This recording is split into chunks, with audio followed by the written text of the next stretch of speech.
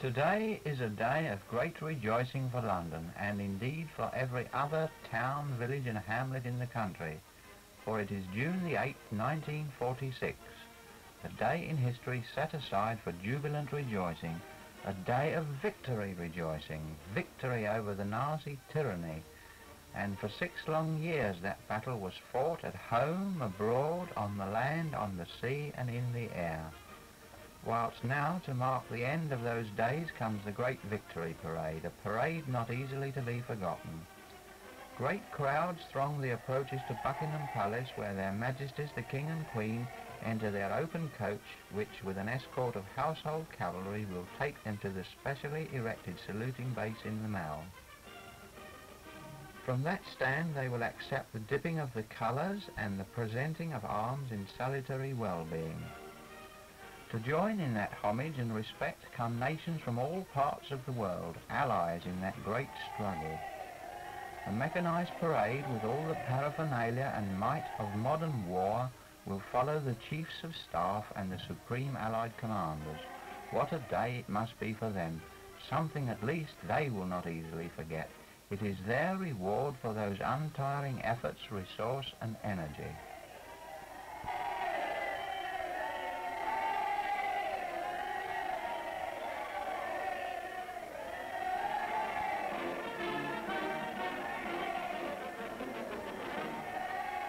Massed bands of the Scottish and Irish regiments combine to head the pageant, and what more magnificent display could the eye perceive?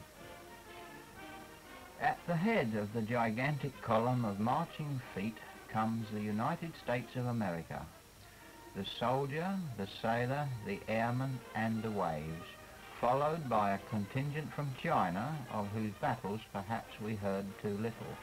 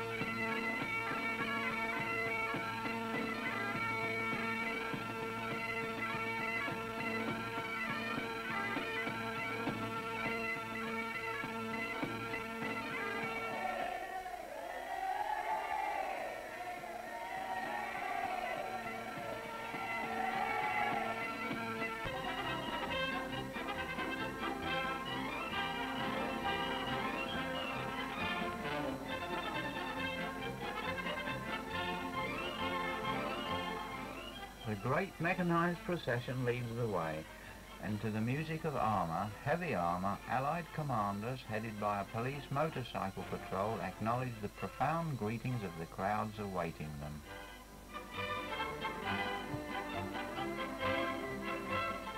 Dispatch riders of the Royal Navy precede their commanders, whose deeds of valour, enterprise and unflinching courage have thrilled the world and will continue to do so. Many are the stories that remain as yet untold.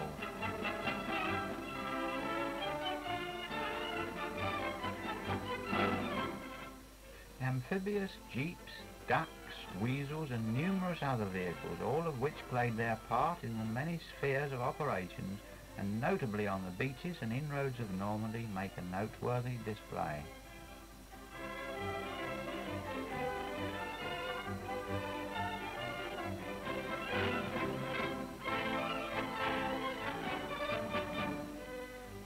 A great array of vehicles form the Royal Air Force section of the parade.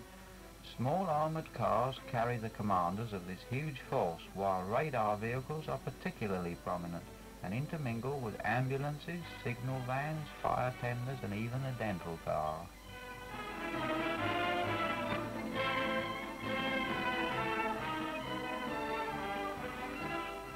Floodlights, beacons, snowplows and power plants, all mobile, each with their special purpose, complete the array. But the prize goes to this 25,000-pounder.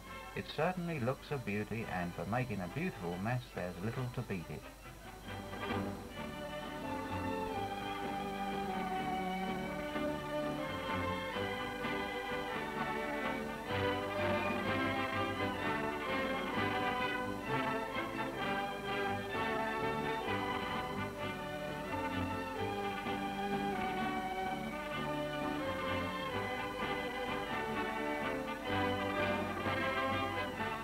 Utilities and other civilian services, each having played its part in the great struggle, illustrate their activities in the mechanised field. Postal services, transport, mobile canteens, buses and food supplies.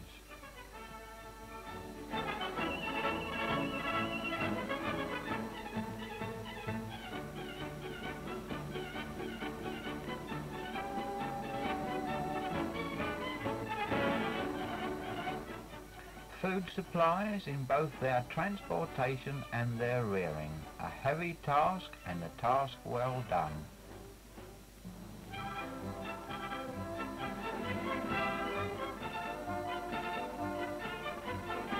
With the Royal Armoured Corps leading the way for the Army Group, which is the biggest section of this mammoth display, there rolls along on its caterpillar tracks the well-known Comet Command tank, promptly followed up by the great wartime Premier's namesake, the Churchill.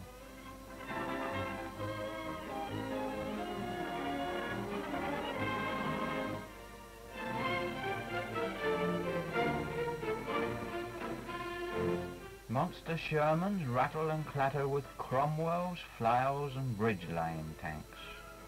No, there's nothing missing from this gigantic display of victorious might, where every conceivable implement of war is shown in its stark reality.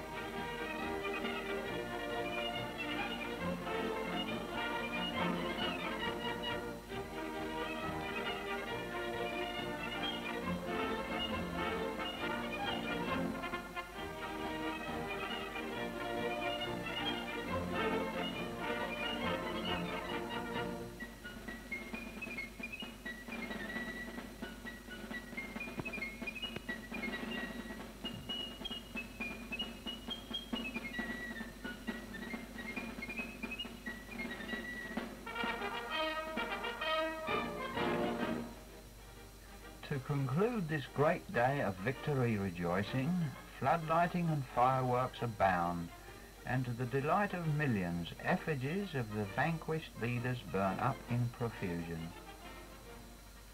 This restoration of some of the peaceful uses of gunpowder, magnesium and many other items is heartening indeed, for tonight peace reigns supreme. Peace and, let us hope, goodwill, with goodwill of you and I and of all those other people just like you and I.